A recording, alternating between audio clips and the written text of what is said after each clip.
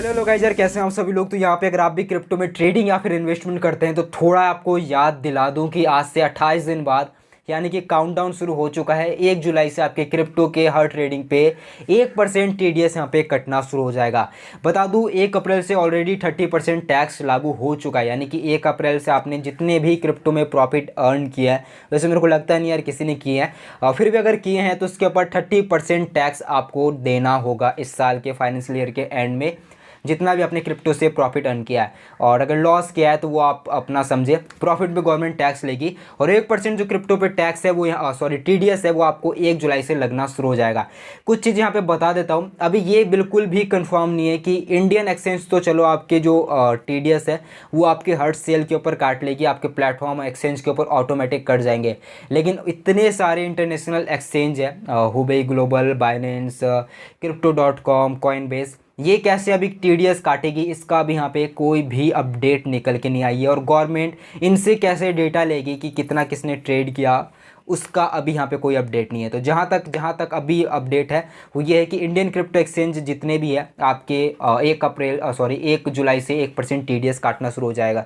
एक अच्छी अपडेट आपको यहाँ पे दे देता हूँ। इंडियन गवर्नमेंट और फाइनेंस मिनिस्टर यहाँ पे कंसल्टेशन पेपर यहाँ पे प्रिपेयर कर रही है, यानी कि जितने भी नेशनल और इंटरनेशनल एजेंसी है उनसे क्रिप्टो को कैसे रेगुलेट किया जाए इसके ऊपर यहाँ पे डिस्कशन चल रही है। और उनसे कमेंट मांगा जा रहा है कि बताया जाए कि कैसे इंडिया में क्रिप्टो को रेगुलेट किया जाए। इसके अंदर वर्ल्ड बैंक, आईएमएफ जैसे बड़ी बड़ी एजेंसी है जो आप जिससे गवर्नमेंट कंसल्ट कर रही है कि कैसे इंडिया में क्रिप्टो पे रेगुलेशन लेके आया जाए। ये एक बहुत अच्छी न्यूज़ है कि इंडिया गवर्नमेंट और फाइनेंस मिनिस्टर एक स्टेप आगे बढ़ रही है। लेकिन बता दूं वहीं अगर अपने आरबीआई की बात करें तो जो रविकांत दास है वो पूरी तरह से अगेंस्ट है क्रिप्टो के, और उन्होंने बोला कि जिस चीज़ की कोई बेस वैल्यू नहीं है, अंडरलाइन वैल्यू नहीं है, उसको कोई कैसे रेगुलेट किया जा सकता है। तो मतलब जो अपने आरबीआई गवर्नर है वो बिल्कुल भी नहीं चाहते कि इंडिया में क्रिप्टो को बढ़ावा दिया जाए, रेगुलेट किया जाए, यहाँ तक कि क्रिप्टो को बैन कर दिया जाए। वो तो इसके पूरे तरह से समर्थन में है। लेकिन अपने फाइनेंस मिनिस्टर और गवर्नमेंट जो है वो अब थोड़ा आगे मूव कर रही है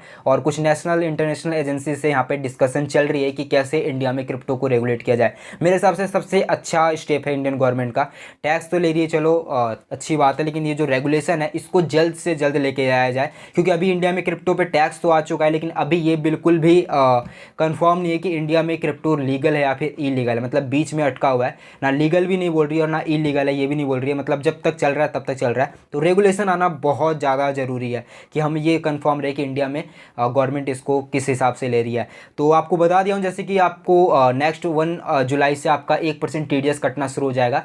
और जहाँ तक बात रही यार इंटरनेशनल एक्सचेंज की, तो आप डेफिनेटली 1 जुलाई के बाद इंटरनेशनल एक्सचेंज को यूज कर सकते हैं, क्योंकि अभी उनके ऊपर कोई भी अता पता नहीं है कि कैसे इंडियन गवर्नमेंट जो है 1% टीडीएस उनको काटेगी। हो सकता है आपको अलग से जो है प्रॉफिट जितना आप अर्न करेंगे उसके ऊपर आपको यहाँ पे अलग से टीडीएस यहाँ पे देना पड़े, जो कि आपकी रिस्पॉन्सिबिलिटी बनती है। लेकिन अभी एक्सचेंज अपने आप में कैसे टीडीएस काटेंगे इसकी अभी यहाँ पे कोई भी नोटिफिकेशन वगैरह निकल के नहीं आई है। और बाकी यार आपको क्या लगता है यार, इंडिया में क्रिप्टो पे रेगुलेशन आना चाहिए कि नहीं आना चाहिए, या फिर जो अपने आरबीआई गवर्नर बोल रहे हैं कि अंडरलाइन वैल्यू नहीं है, इसको बैन कर दो, इसको कोई रेगुलेशन की जरूरत नहीं है, वो सही है? बताना कमेंट के अंदर। बाकी हाँ, प्रिपेयर रहो, नेक्स्ट मंथ से ट्रेडिंग अगर करते हो तो ज़्यादा से ज़्यादा कोशिश करना प्रॉफिटेबल ट्रेडिंग करें, वरना फिर जो है आपका 1% टीडीएस कटेगा। हाँ, लेकिन ये चीज़ बता देता हूँ आपको, जो आपका 1% टीडीएस कटेगा वो आप जब जो भी आप प्रॉफिट अर्न करेंगे और जब फाइनेंशियल ईयर के एंड में आप जब टैक्स पे करेंगे 30%, तो उसमें जो है आप सेटलमेंट करा सकते हैं। आपका जो 1% टीडीएस है वो यहाँ पे डिडक्ट हो जाने वाला है। तो ये नहीं है आपके जो टीडीएस कटेगा वो फाइनल ईयर के आखिर में